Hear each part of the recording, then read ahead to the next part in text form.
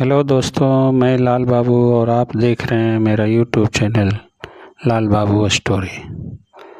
दोस्तों, आज मैं आपको एक कहानी सुनाता हूँ। एक लड़के और पत्थर की कहानी। एक बार की बात है, सूरज नाम का एक लड़का था। एक दिन सुबह में सूरज टहल रहा था, तभी उसकी नज़र एक छोटी सी पत्थर पर पड़ी। जैसे ही सूरज ने उस पत्थर को देखा, उसने उसे उठाया और जितना जोर से फेंक सकता था फेंक दिया। पत्थर एक दो बार उछला और फिर कुछ दूर जाकर रुक गया। सूरज चकित रह गया। उसने अब तक कभी ऐसा नहीं देखा था। उसने फिर से कोशिश करने का फैसला किया। इस बार सूरज ने पत्थर को और जोर से फेंका। इस बार पत्थर पहले से अधिक दूर तक जाकर रुका। सूरज इतना उत्साहित था कि वह पत्थर फेंकता रहा। हर बार उसे और जोर से फेंकता रहा। प्रत्येक फेंके जाने पर पत्थर और दूर तक जाता रहा, जब तक कि पत्थर सूरज की दृष्टि से गायब नहीं हो जाता। सूरज एक चट्टान पर बैठ गया और सोचने लगा कि अभी क्या हुआ था। उसे एहसास हुआ कि वह छोटा सा पत्थर केवल इसलिए इतनी दूर तक यात्रा करने में सक्षम था क्योंकि उसने उसे ऐसा करने की शक्ति दी थी। उसने जितनी जोर से पत्थर को फेंका, वह उतनी ही दूर तक गया।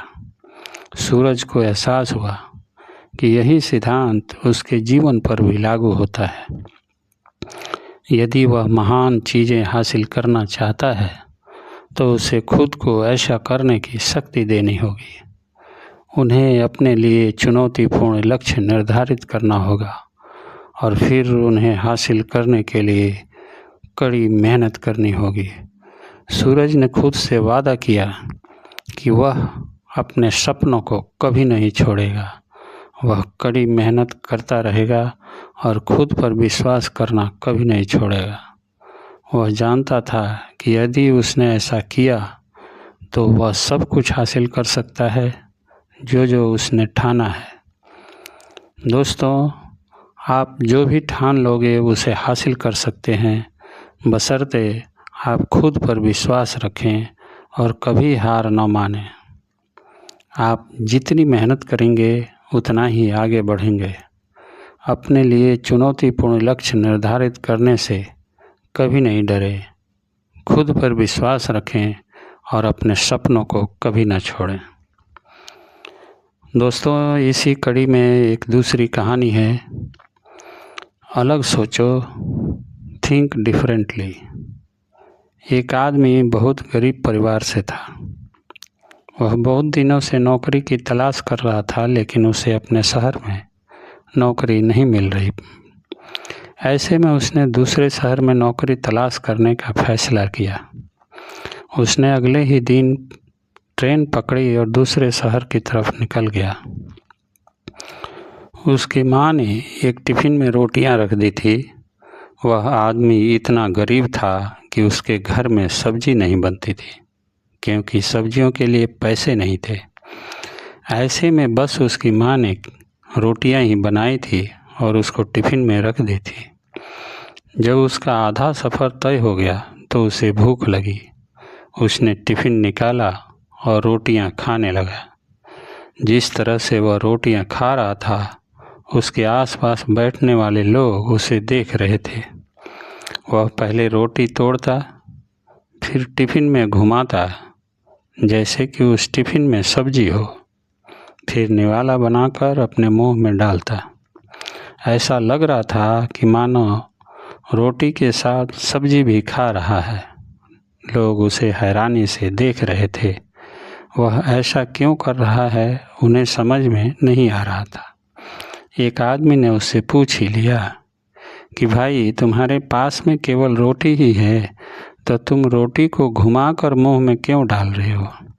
उस आदमी ने जवाब दिया कि हाँ, मेरे पास केवल रोटी ही है, लेकिन इस खाली टिफ़िन में रोटी घुमाकर मैं यह सोच कर खा रहा हूँ कि मैं रोटी के साथ अचार भी खा रहा हूँ। दूसरे व्यक्ति ने पूछा, क्या इससे उसे आदमी को अचार का स्वाद आता है? उस आदमी ने कहा कि मैं रोटी अचार सोचकर खा रहा हूँ तो मुझे स्वाद भी आ रहा है। जब उसके आसपास बैठे लोगों ने यह बात सुनी तो एक आदमी बोला कि अगर सोचा ही था तो अचार क्यों सोचा, मटर पनीर या शाही पनीर सोच लेते। इस तरह तुम उन सब्जियों का भी मज़ा ले पाते। तो दोस्तों, इससे हमें यह सीख मिलती है कि बड़ा सोचो तभी सफलता बड़ी होगी। अगर आदमी के सपने बड़े होंगे तभी सफलता भी बड़ी होगी।